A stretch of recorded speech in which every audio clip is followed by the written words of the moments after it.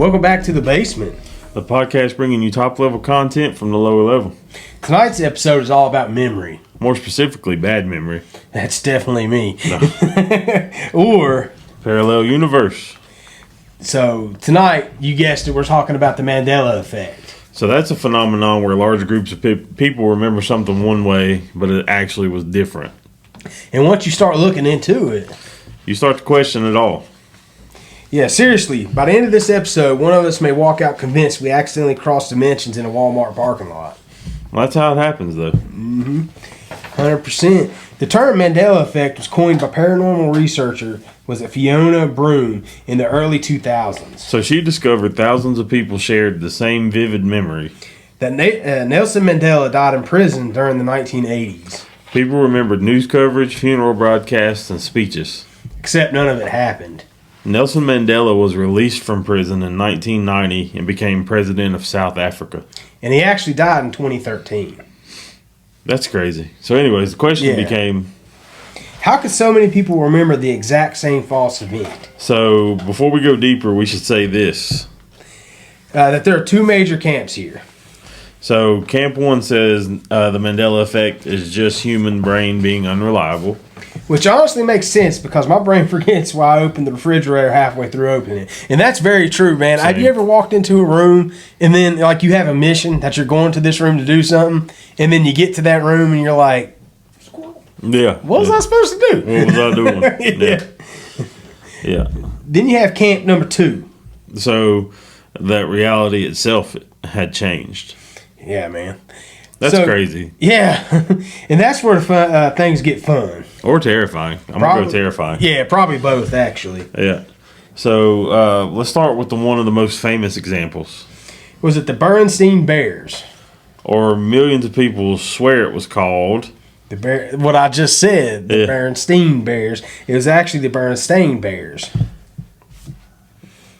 I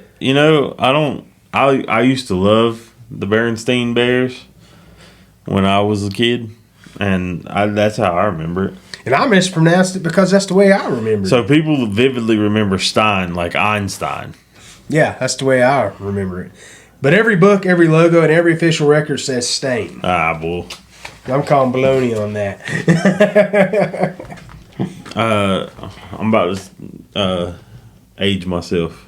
Yeah. I had a vinyl record with Bernstein Bear stories on it. There was not Bernstein. Yeah. It was Bernstein Bears. Right. All right, so that one messes with people because they can see the old spelling in their heads.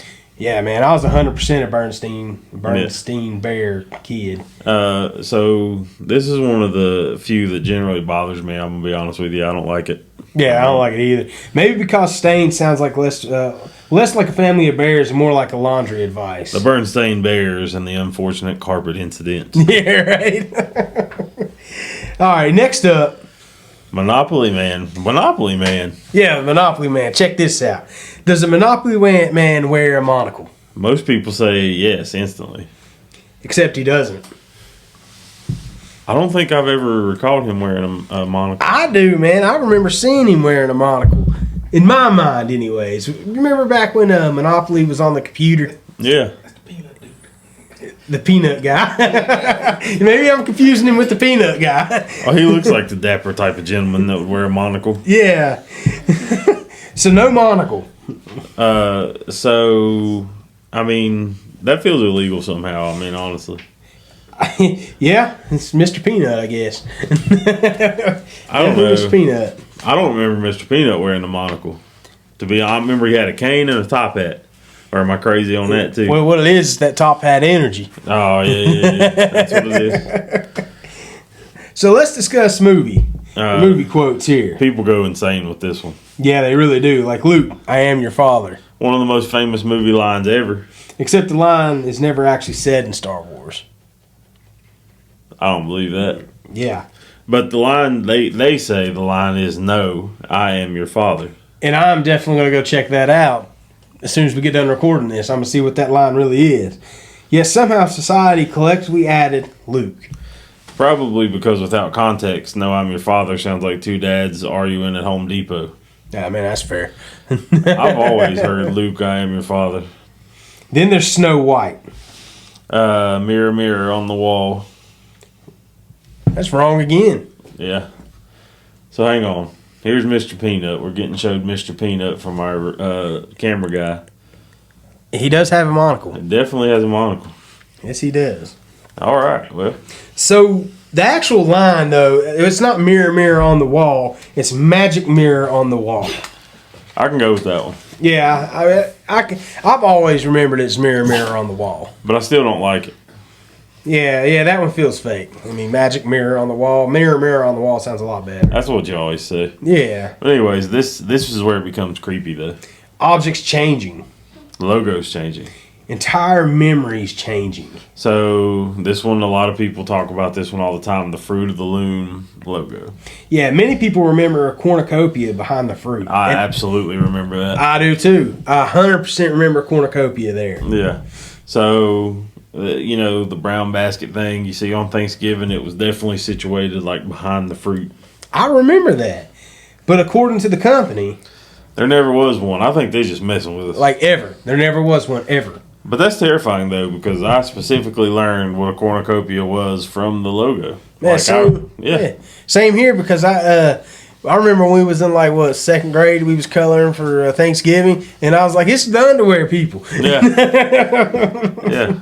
Cornucopia. So either millions of people invented the same fake memory, or something weird happened. So this is where the theories actually explode. Theory number 1 is false memory. The scientific explanation is... Our brain are pattern recognition machines, and they fill gaps automatically. If something sounds more familiar or logical, the minds correct that without us noticing. Like the Bernstein Bears sounded more natural than Bernstein Bears. Or adding Luke to make Darth Vader, quote, clearer. Yeah, it makes sense, but at the same time, there's a cornucopia in the daggum Fruit of the Loom. Yeah, I'll die on that hill. Yeah. I'll die on that hill. But here comes theory number 2, though. Parallel universes. So some believe Mandela effects are evidence of alternate realities bleeding together. Tiny differences crossing over between dimensions. So, meanwhile, somewhere out there, there actually is a monocle-wearing Monopoly man. And honestly, I hope he's doing okay.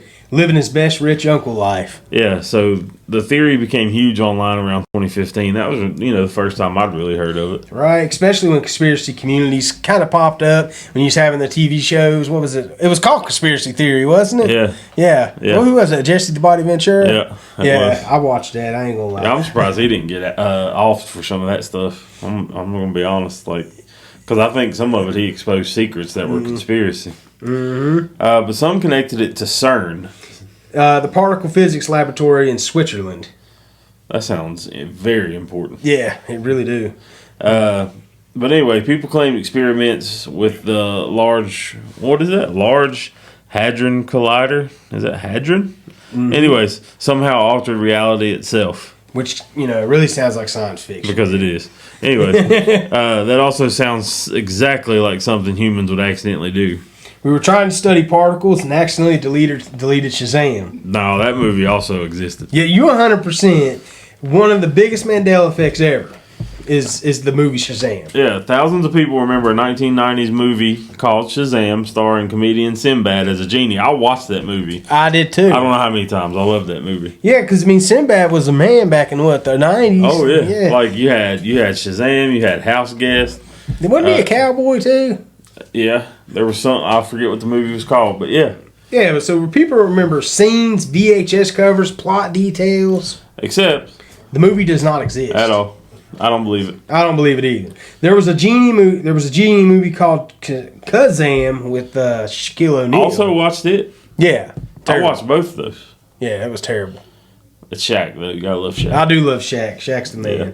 So, but Sinbad insists he never played a genie, and he's also just messing with people. I'm telling you right now, I watched the daggone movie. He's a comedian. Yeah. That's what he is. But this one drives the internet insane because their memory feels so real. So does that mean to tell me that I can't stream that anywhere? That movie existed. I swear to you it does. We're getting a fact checker right now.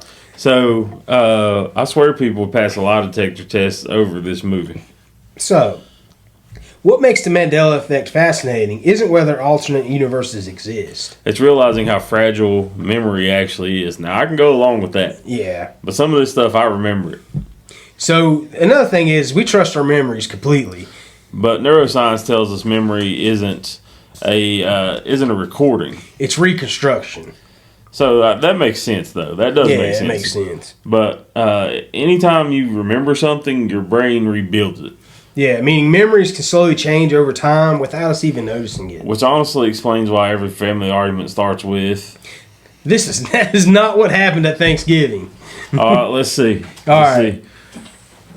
The whole generation remembers a 90s kids movie called Shazam, starring comedian Sinbad as a goofy genie helping kids out of control with.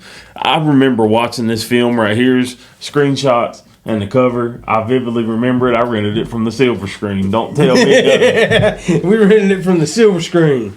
That is true. Like, especially with kids, they can be like, well, this happened, this happened. And you're like, no, that's not what happened at Thanksgiving. Yeah, I mean, that's true.